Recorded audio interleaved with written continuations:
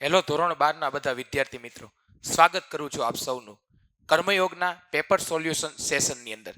આજે બોર્ડની અંદર ધોરણ 12 કોમર્સની અંદર તમારે અર્થશાસ્ત્ર વિષયનો જે પેપર લેવાયેલો છે એનું સંપૂર્ણ સોલ્યુશન લઈને હું આવ્યો છું. આ પેપરની અંદર હું તમને section A, section B, C, D, E એ પ્રશ્નોના બધાનું આપણે સોલ્યુશન જોશું. સૌથી પહેલા અહીંયા આપણને સેક્શન એ આપેલો છે. સેક્શન એ ની અંદર આપણને પહેલો પ્રશ્ન એમસીક્યુ સ્વરૂપે પૂછવામાં આવ્યો છે કે આકૃતિ કયા પ્રકારનું વિતરણ છે એના માટે દોરવામાં આવે છે. આકૃતિનું જ્યારે વિતરણ પૂછવામાં આવે એટલે વિદ્યાર્થી મિત્રો આનો આન્સર અસતત આવે. અસતત માટે છે આકૃતિ છે એનો ઉપયોગ થતો હોય છે.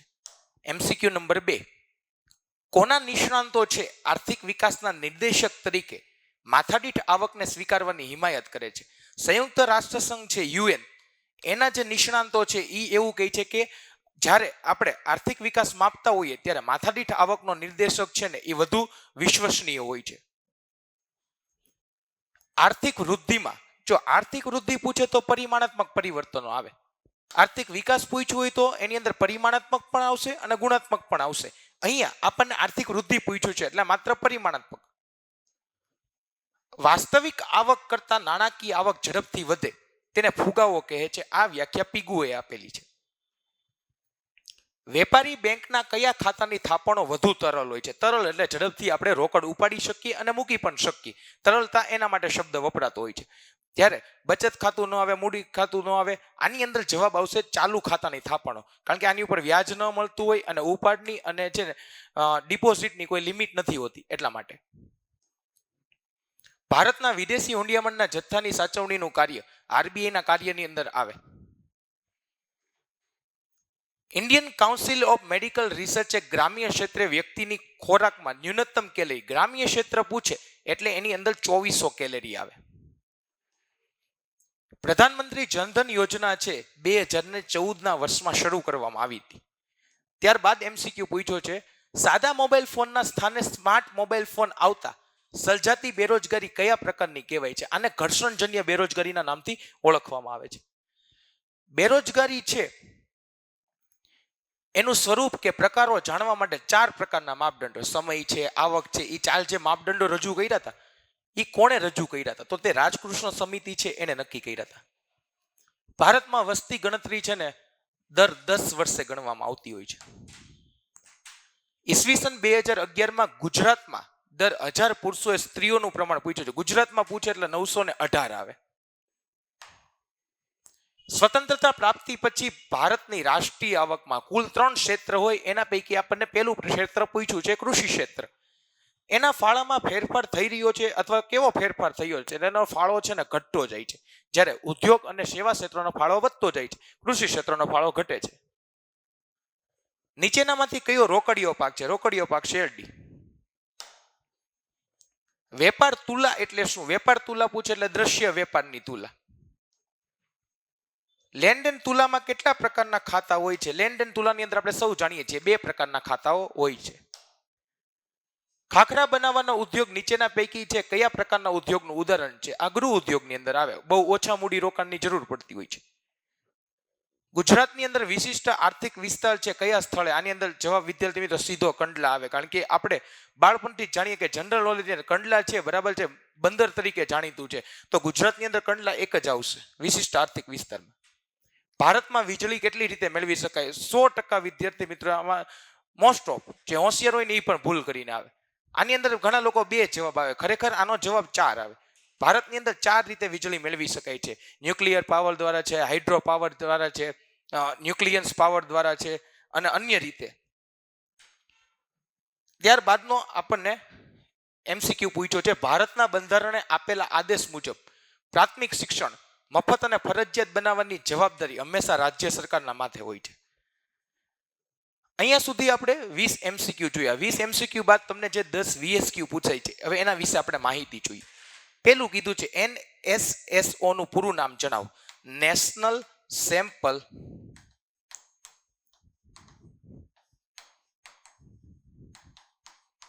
સર્વે ઓર્ગેનાઇઝેશન.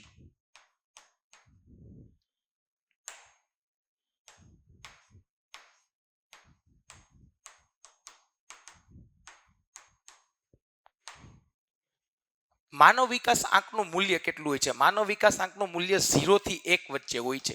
મહત્તમ 1 જ્યારે છે ન્યૂનતમ 0 હોય છે. શાક સર્જનનું સૂત્ર પૂછ્યું છે. શાક સર્જનનું સૂત્ર આવી રીતે બનશે: શાક સર્જન ઇઝ ઇક્વલ ટુ પ્રાથમિક થાપણ એને ગુણ્યા 1/, રોકડ અનામતનું પ્રમાણ.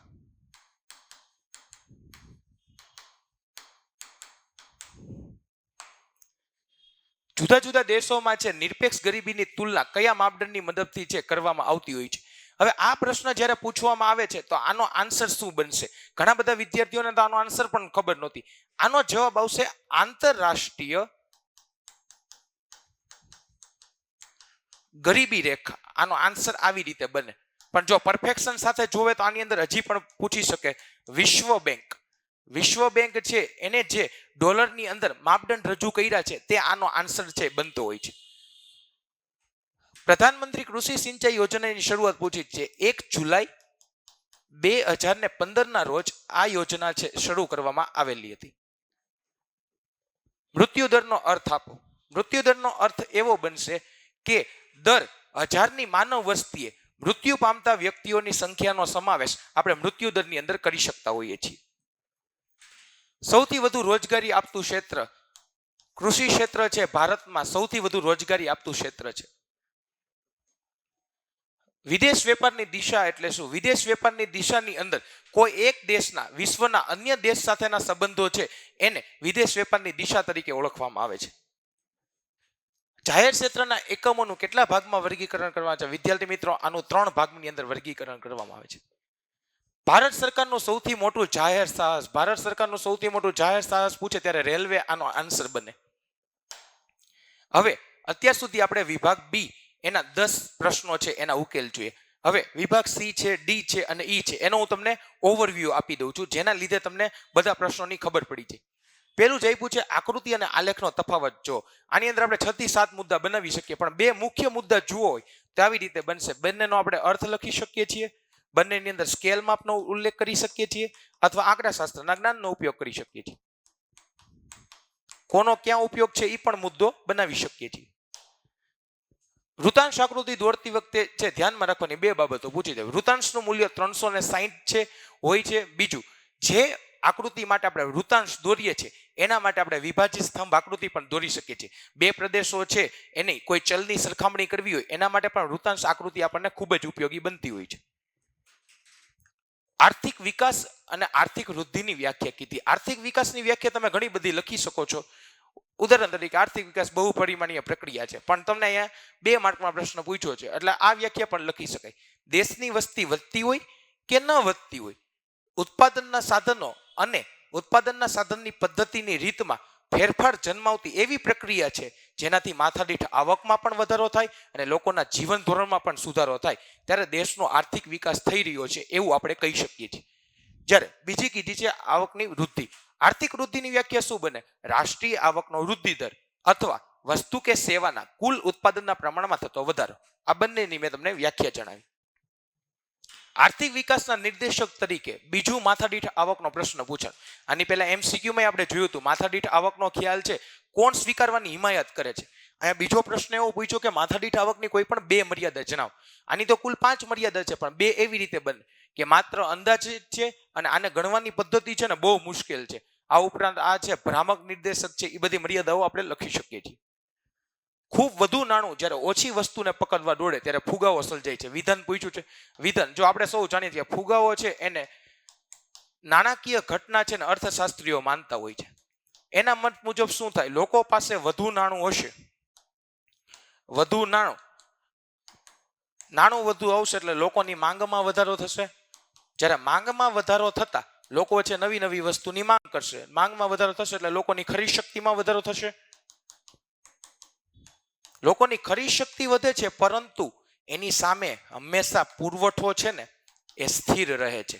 તો આ પુરવઠો જે સ્થિર રહે છે, માની લો કે 60 આપણી પાસે એકમો છે, જ્યારે માંગ છે ને 200 લોકોની છે, તો 200 માંથી આપણે 140 લોકો છે એની વસ્તુ મળવાની નથી.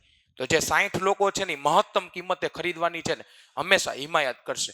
એટલા માટે ખૂબ વધુ નાણું ઓછી વસ્તુને પકડવા દોડે ને ત્યારે ફુગાવો સર્જાય છે, અર્થતંત્રમાં ભાવ વધારો સર્જાય છે. સાટા પ્રથામાં મૂલ્યના માપનની મુશ્કેલી છે, ઉદાહરણ દ્વારા સમજાવો. સાવ સરળ પ્રશ્ન પૂછ્યો તો ઉદાહરણ તરીકે 1 કિલો ઘઉં બરાબર કેટલા કિલો ચોખા?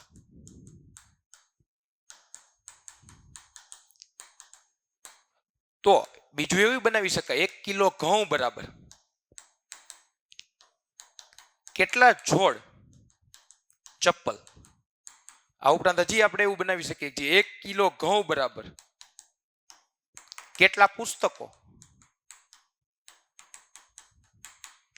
કેટલું ઘી, આ બધું. તો આની અંદર આપણે મૂલ્યનું માપન કેમ કરવું, કોના બરાબર કેટલા વસ્તુ આપવી, એ નક્કી નહોતું થઈ શકતું સાટા પ્રથાની અંદર.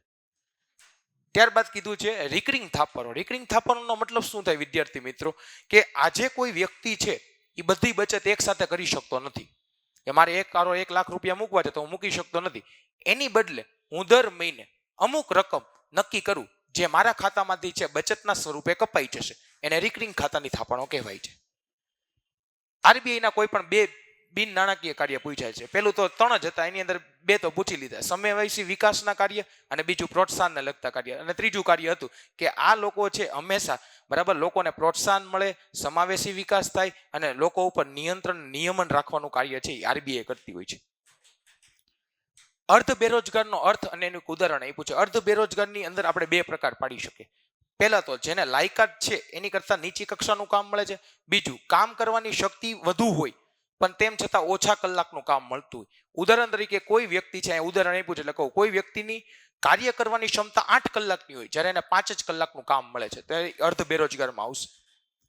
વસ્તીના વલણ એટલે શું? વસ્તીના વલણની અંદર પહેલું લખશો આપણે વસ્તીનું કદ, વસ્તી વૃદ્ધિનો દર, જન્મ દર, મૃત્યુ દર, ગ્રામીણ વસ્તી, ગ્રામીણ વસ્તીની સાથે શહેરી વસ્તી, અને આની અંદર બીજો એક પ્રકાર લખી શકે સ્ત્રી પુરુષનું પ્રમાણ. તો આ બધા છે એ વસ્તી છે બરાબર છે, એના વલણો કહેવાય છે. કૃષિ ક્ષેત્રે ભારતીય અર્થતંત્રની કરોડરજ્જુ સમાન છે. આ તો આપણે છે ધોરણ 9-10 થી ભણતાવીએ છીએ. કૃષિ છે સૌથી વધારે લોકોને રોજગારી આપે છે. કૃષિને લીધે આપણે ઉદ્યોગ અને સેવા ક્ષેત્રનો પણ વિકાસ થાય છે. કૃષિ વગર ભારતનું અર્થતંત્ર છે બરાબર એ શક્ય નથી. એટલા માટે આપણે છે કૃષિ ક્ષેત્ર છે એને અર્થતંત્રની કરોડરજ્જુ કહીએ છીએ. વેપાર તુલા અને લેણદેણ તુલા. વેપાર તુલા છે એ કોઈ એક વર્ષની અંદર જે આયાત અને નિકાસ થતી હોય એની માહિતી રાખે છે, જ્યારે લેણદેણ તુલા છે દેશની અંદર અદ્રશ્ય અને ભૌતિક વસ્તુઓ અને દ્રશ્ય છે બરાબર છે અભૌતિક વસ્તુઓ છે એનું જે આયાત નિકાસનું મૂલ્ય દર્શાવે છે બરાબર, એને લેણદેણ તુલા તરીકે ઓળખીએ છીએ. આંતરિક વેપાર અને વિદેશ વેપાર વચ્ચે તફાવતના કોઈ પણ 2 મુદ્દા કીધા છે. આની અંદર પહેલું આપણે લખી શકીએ હરીફાઈ, અને બીજું લખીએ ભાષા અને સંસ્કૃતિની મુશ્કેલી. ભાષા, સંસ્કૃતિ અને સમાજની મુશ્કેલી. ત્યારબાદ નાના પાયાના ઉદ્યોગ એટલે શું? નાના પાયાના ઉદ્યોગની અંદર આપણને મૂડી રોકાણ સીધું લખી નાખવાનું. આનું મૂડી રોકાણ 25 લાખથી શરૂ કરીને રૂપિયા 5 કરોડ સુધી હોય, જેને આપણે નાના પાયાના ઉદ્યોગો કહીએ છીએ. ઔદ્યોગિકરણથી કેવી રીતે સામાજિક માળખામાં ફેરફાર કરી શકાય? વિદ્યાર્થી મિત્રો, જ્યારે ઉદ્યોગોનો વિકાસ થશે ત્યારે સ્ટીલ છે, સિમેન્ટ છે, આ બધી જે પુલ છે, રેલવે છે, આ બધાને બનાવવામાં કામમાં આવે છે. અને આ બધી વસ્તુ દેશના વિકાસ માટે ખૂબ જરૂરી છે, જેથી દેશની માળખાગત છે સુવિધાની અંદર પણ વધારો થાય છે. એટલા માટે આ સામાજિક માળખામાં ફેરફાર લાવી શકે છે. સ્થળાંતરની આપણને નકારાત્મક અસરના માત્ર મુદ્દા પૂછ્યા છે. 2 માર્કમાં હોય તો તમે 2 મુદ્દા લખો ચાલે. સ્થળાંતરથી પહેલું પ્રદૂષણની અંદર વધારો થાય છે અને અનિયંત્રિત શહેરીકરણ થઈ ગયું છે. અહીંયા વિભાગ સી પૂરો થાય છે. હવે વિભાગ ડી આવ્યો. એની અંદર કીધું અર્થશાસ્ત્રના અભ્યાસમાં કોમ્પ્યુટર ટેકનોલોજીના કોઈ પણ 3 ઉપયોગો. પહેલું આપણે પાવર પોઈન્ટ પ્રેઝન્ટેશન બનાવવા માટે ઉપયોગ કરી શકીએ છીએ. બીજો ઉપયોગ આપણે એક્સેલ વર્કશીટ બનાવવા માટે કરી શકીએ છીએ. અને ત્રીજું આકૃતિ અને આલેખ દોરવાના પ્રોગ્રામો એની માહિતી આપી શકાય છે. ત્યારબાદ આપણને પૂછ્યું છે જીવનની ભૌતિક ગુણવત્તામાં સમાવેશ થતી બાબતો. હવે આની અંદર ઘણા બધા વિદ્યાર્થીઓને ભૂલ થઈ ગઈ. શા માટે? અહીંયા કીધું ભાઈલું જીવનની ભૌતિક ગુણવત્તામાં સમાવેશ થતી બાબતો એટલે સીધી 3 લખી નાખે. ખરેખર આની અંદર 10 બાબતનો સમાવેશ થાય. સરખું વાંચો.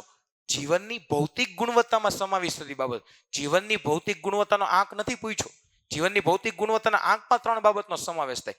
અહીંયા જીવનની ભૌતિક ગુણવત્તાની અંદર પૂછ્યું તો આનું સૂત્ર કેવી રીતે બનશે? સૂત્ર ખાસ યાદ રાખજો. આખો દેશ બાગ ઉપર મનોરંજન કરે. આ સૂત્રથી 10 વસ્તુઓ છે ડિફાઇન થઈ જાય. સૌથી પહેલું આરોગ્ય, બીજું બનશે ખોરાક, ત્રીજું બનશે દેશની વસ્તીને પીવાનું છે ચોખ્ખું પાણી, ત્યારબાદ બનશે સરેરાશ આયુષ્ય, ત્યારબાદ મુદ્દો બનશે બાળ મૃત્યુ દરનું પ્રમાણ, ત્યારબાદ મુદ્દો બનશે ગટર સુવિધા, ડ્રેનેજ સુવિધા, ગટર સુવિધા. 7મો ઉર્જા શક્તિ. 8મા નંબરનો મુદ્દો બનશે પરિવહન સુવિધા. 9મા નંબરનો મુદ્દો બનશે રહેઠાણની સુવિધા અને 10મા નંબરનો મુદ્દો બનશે મનોરંજન અને શિક્ષણ. એક જ સૂત્રની અંદર 10 બાબતોનો સમાવેશ થઈ ગયો. ગરીબી માટેના આર્થિક કારણ કીધા છે કોઈ પણ 3. પહેલું આવશે નીચી માથાદીઠ આવક, બીજું આવશે બેરોજગારીના પ્રમાણમાં વધારો અને ત્રીજું આવશે ઝડપથી વધતા જતા ભાવો. ગરીબી નિવારણ માટેના રોજગારલક્ષી કાર્યક્રમ કોઈ પણ 3 કીધા છે તો પ્રધાનમંત્રી રોજગાર યોજના આવશે, મનરેગા આવશે અને ત્રીજું છે આવાસ યોજનાઓ છે જે બાળકો જે વ્યક્તિઓ છે એને રોજગારી અપાવવાનું કામ કરે છે. આ બધા સ્વરોજગારીના કાર્યક્રમો આવશે. ચક્રીય બેરોજગારીનો ખ્યાલ સ્પષ્ટ કરો. ચક્રીય બેરોજગારી એટલે તેજી મંદીના ધોરણો ઉપર ચાલતી. ક્યારેક અર્થતંત્રમાં તેજી હોય ત્યારે એ વ્યક્તિને છે આવક વધુ મળી રહેશે. જ્યારે મંદીનો સમયગાળો આવશે ત્યારે એ વ્યક્તિએ બેરોજગાર બનવું પડે છે. અમેરિકામાં પણ આવી એકવાર છે મહામંદી સર્જાયેલી ત્યારે છે લાખો વ્યક્તિઓ છે એ બેરોજગાર બની ગયા હતા. ખાસ કરીને ભારતની અંદર હીરા ઉદ્યોગના ક્ષેત્રની અંદર આ બેરોજગારી જોવા મળે છે. હરિયાળી ક્રાંતિના વેગ અને વિસ્તાર દ્વારા બેરોજગારીની સમસ્યા હળવી કરી શકાય. આ તો આખી ટૂંકનો લખી શકાય પણ આની અંદર એક ઉદાહરણ આવે છે હું તમને સમજાવી દઉં. અહીંયા શું કહે છે? માની લો કે તમે કૃષિ ક્ષેત્રની અંદર 1 કરોડ રૂપિયાનું રોકાણ કરો કૃષિ ક્ષેત્રમાં, અને જ્યારે ઉદ્યોગ ક્ષેત્રમાં રૂપિયા 1 કરોડનું રોકાણ કરો તો ઉદ્યોગ ક્ષેત્રમાં 1 કરોડનું રોકાણ કરો ને તો માત્ર ને માત્ર તમે 500 લોકોને જ રોજગારી આપી શકો. જ્યારે કૃષિ ક્ષેત્રની અંદર છે ને તમે 1 કરોડ રૂપિયાનું રોકાણ કરો તો 40,000 વ્યક્તિને રોજગારી આપી શકાય છે. તો આનાથી ફાયદો શું થાય છે? ભારતની અંદર પ્રચ્છન્ન બેકારી જોવા મળે છે, છુપી બેકારી જોવા મળે છે. આ પ્રચ્છન્ન બેકારોને આપણે અહીંયા જ્યાં નોકરી કે રોજગાર આપી શકીએ જેના કારણે છે બેરોજગારીની સમસ્યા હળવી કરી શકાય છે. વસ્તી નિયંત્રણ માટેના કોઈ પણ 3 ઉપાયો પૂછ્યા છે. પહેલું છે લોક શિક્ષણ અને જાગૃતિ, બીજું કુટુંબ નિયોજન અંગેની યોજનાઓ અને ત્રીજું ખાસ પ્રોત્સાહનો અને બિન પ્રોત્સાહનો. આ માહિતી તમારે લખવાની હતી. આગળ પૂછ્યું છે પાકની ફેરબદલી. પાકની ફેરબદલીમાં 2 બાબતોનો સમાવેશ થાય. પહેલી છે અનાજ અને બીજું રોકડિયા પાકો છે. અનાજ ઉપરાંતના પાકો લેવાય તે.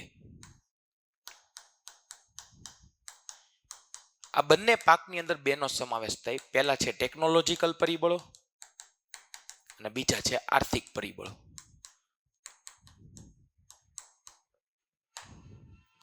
વિદેશ વેપારના છે કારણો જણાવો. વિદેશ વેપારના કોઈ પણ 3 કારણ પૂછ્યું છે. પહેલું આપણે લખી શકીએ ઉત્પાદન ખર્ચ,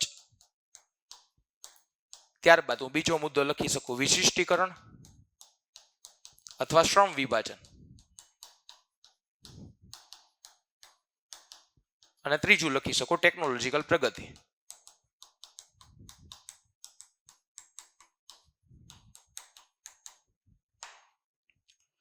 વિદેશ વેપારની કોઈ પણ 3 શહેરીકરણની કોઈ પણ 3 હકારાત્મક અસર લખો. શહેરની અંદર ઊંચું જીવન ધોરણ જોવા મળે, માળખાકીય સુવિધાઓ છે એ સારી જોવા મળતી હોય છે અને ગરીબીની અંદર ઘટાડો જોવા મળતો હોય છે. અહીંયા સુધી આપણે સેક્શન ડી ના પ્રશ્ન જોયા જે તમને પરીક્ષામાં 3 માર્કના પૂછાતા હતા. હવે આપણે સેક્શન ઈ એનો ઓવરવ્યૂ જોઈએ જે 5 માર્કમાં પ્રશ્નો પૂછાણા છે. નાણાંના પ્રકાર જણાવીને નાણાંના કાર્યો જણાવો. નાણાના કાર્યો મુખ્યત્વે 3 જ છે, એટલે સાથે સાથે તમને નાણાના પ્રકાર પણ પૂછ્યા છે. નાણાના પ્રકારની અંદર સૌથી પહેલું આપણે વસ્તુ નાણું લખશું, ત્યારબાદ પશુ નાણું આવશે, ત્યારબાદ ધાતુ નાણું આવશે, ત્યારબાદ કાગદી નાણું આવશે, ત્યારબાદ સૌથી આઈએમપી પ્લાસ્ટિક મની અને છેલ્લું છે ઈ મની, ઇલેક્ટ્રોનિક મનીના નામથી ઓળખાય છે. નાણાના 3 કાર્યો હોય છે. નાણાનું છે વિનિમયનું કાર્ય, નાણાનું છે બરાબર છે મૂલ્યના સંગ્રાહક તરીકેનું કાર્ય અને નાણાનું મૂલ્યના માપન તરીકેનું કાર્ય. બીજું, આરબીઆઈના નાણાકીય નીતિના પરિમાણાત્મક સાધનોની સમજૂતી આપો. તમને પેપરની અંદર બ્લુપ્રિન્ટ પ્રમાણે આ વખતે પેપર નીકળ્યો નથી. 2-3 પ્રશ્ન બ્લુપ્રિન્ટ છે તોડીને બનાવેલા છે, પરંતુ જે વિદ્યાર્થીએ સરખો અભ્યાસ કર્યો છે એના પ્રશ્ન આવડ્યો છે. પરિમાણાત્મક છે સાધનો કીધા છે. પરિમાણાત્મક સાધનોનો 5 સમાવેશ થાય. પહેલું છે બેંક રેટ, બીજું રેપો રેટ અને રિવર્સ રેપો, ત્રીજું કાયદા માન્ય છે પ્રવાહિતતાના સાધન, ચોથું છે રોકડના મતનું પ્રમાણ અને પાંચમું છે ખુલ્લા બજારના કાર્યો. જન્મદરનો અર્થ આપો અને ભારતમાં ઊંચા જન્મદર માટેના સામાજિક પરિબળ. જન્મદર દર 1000ની વસ્તીએ, દર 1000ની માનવ વસ્તીએ નવા જન્મેલા બાળકો છે એની સંખ્યાનો સમાવેશ જન્મદરની અંદર થાય છે. જન્મદરના સામાજિક પરિબળો કીધા છે, એની અંદર 4 પરિબળનો સમાવેશ થાય છે. પહેલું પુત્ર પ્રાપ્તિની ઘેલછા છે, સંયુક્ત કુટુંબ પ્રથા છે, વિધવા પુનઃવિવાહ છે અને પેલું સાર્વત્રિક લગ્ન પ્રથા છે. આ 4 બાબતો છે એનો મુખ્યત્વે સમાવેશ થતો છે. હું મુદ્દા આડાવડા બોલું છું, પરંતુ ચોપડીમાં જે લાઈનમાં આપ્યા છે એ મુજબ પણ તમે લખી શકો છો. ભારતમાં ખેત ઉત્પાદકતા વધારવા માટે કોઈ પણ 5 ટેકનોલોજીકલ સુધારા કીધા. આપણે સુધારેલા બિયારણો લઈ શકીએ છીએ, યંત્રનો વધતો જતો ઉપયોગ લઈ શકીએ, સિંચાઈની સગવડો લઈ શકીએ છીએ, ભૂમિ પરીક્ષણ કરી શકીએ છીએ, રાસાયણિક ખાતરોનો વપરાશ વધારી શકીએ છીએ. આ બધી બાબતોનો સમાવેશ થાય. ઔદ્યોગિક વિકાસ માટે ભારત સરકારે કયા કયા પગલાં લીધા? ઉદ્યોગોને આર્થિક સહાય આપે છે, પાયાની સુવિધાઓ પૂરી પાડે છે, ટેકનોલોજીકલ કૌશલ્ય પૂરા પાડે છે, ખાનગી ક્ષેત્રને સંચાલન સોંપે છે, જાહેર ક્ષેત્રના ઉદ્યોગો છે એ પોતે સંભાળે છે, મોટા પાયે મૂડીરોકાણ કરે છે. આ બધી બાબતો તમારે લખવાની હોય છે. ભારતમાં શહેરીકરણની સમસ્યા હળવી કરવાના ઉપાયો કોઈ પણ 5 પૂછ્યા હતા. શહેરીકરણને હળવું કરવું હોય ને તો પહેલા નાના પાયાના ઉદ્યોગોનો વિકાસ કરવો પડશે, ગૃહ ઉદ્યોગોને આપણે પ્રોત્સાહન આપવું પડશે, ગામડાની અંદર પણ માળખાગત સુવિધાઓનો વિકાસ કરવો પડશે, પ્રદૂષણ છે એ ઘટાડવું પડશે, લોકોની રોજગારીની તકો વધારવી પડશે, ગરીબીમાં ઘટાડો કરવો પડશે. આ બધા કારણો હતા. લાસ્ટ આપણને એક આલેખ આપ્યો હતો. અહીંયા કીધું છે નીચે આપેલી આંકડાકીય માહિતીના આધારે જ આલેખની અંદર જંગ જીતવી એટલે પહેલા આ લાઈન વાંચવી પડે. સમય આધારિત રેખાકૃતિ પૂછી હતી. સમય આધારિત રેખાકૃતિ એટલે બિંદુઓ વાળી આકૃતિ આવે ને, ઘણા બધા વિદ્યાર્થીઓમાં સ્તંભ દોર્યું હોય જે ખોટું પડે છે. હવે આ આકૃતિને કેવી રીતે દોરી શકાય? માની લો કે તમારો આલેખ આવી પ્રકારનો હોય. આ બાજુ તમે x અક્ષ આપો, આ બાજુ y અક્ષ આપો, આ બાજુ 0 આપો અને નીચે વર્ષો દર્શાવી દેશો. 1990 થી 92, પછી બીજાની અંદર છે બરાબર 2000 થી 2002, 2005 થી 2007, આવી રીતે તમે દર્શાવ્યું. અહીંયા વધુમાં વધુ હું એવું જોઈશ 24 આપેલા છે અને સૌથી ઓછામાં ઓછા 15 આપ્યા છે. એટલે અહીંયા હું છે 2 થી દર્શાવું 2, 4, 5 તો પણ ચાલે, 5 થી દર્શાવ્યું 5, 10, 15 તો પણ ચાલે, પણ આ આલેખ સાવ ટૂંકો પડે. પણ મેં અહીંયા આવી રીતે દર્શાવ્યું છે. હું તમને એક ઉદાહરણ આપું. હવે મારે એવું દર્શાવવું છે 24, તો શું કરીશું? 20, 25 અને અહીંયા કંઈક છે 25 ની નીચે અહીંયા કંઈક 24 પેલું બિંદુ દર્શાવીશ, અહીંયા સ્કેલ મૂકીશ અને આ બિંદુ દર્શાવીશ. એવી રીતે બીજાની અંદર 18 આપ્યું તો 15 થી સેજ ઉપર અહીંયા 18 અને પછી બધા બિંદુઓને હું જોડતો જઈશ. સૌથી અગત્યની વાત, આશા રાખું છું તમે સૌએ સ્કેલમાં પણ લખેલું હશે અને આલેખનું વિશ્લેષણ પણ લખ્યું હશે. આલેખના વિશ્લેષણ માટે ઓછામાં ઓછા 4 મુદ્દા, વધુમાં વધુ 6 મુદ્દા લખેલા હોય અને સાચા મુદ્દા લખેલા હોય તો તમને પૂરામાંથી પૂરા માર્ક આવે છે. આશા રાખું છું આપ સૌનો પેપર ખૂબ જ સારો ગયો હશે અને આ પેપરનું છે મેં તમને સંપૂર્ણ સોલ્યુશન આપ્યું જે તમને પેપર સોલ્વ કરવા માટે ખૂબ જ ઉપયોગી બન્યું હશે. આવી જ રીતે આના પછીના જેટલા પેપરો આવશે એ બધાનું સોલ્યુશન તમને આ ચેનલ ઉપર મળતું રહેશે. અમારી ચેનલ સાથે જોડાયેલા રહેજો. મળશું આપણે નેક્સ્ટ સેશનની અંદર નેક્સ્ટ પેપરના સોલ્યુશન સાથે. ત્યાં સુધી જય હિન્દ, જય ભારત. મળશું આપણે નેક્સ્ટ સેશનની અંદર.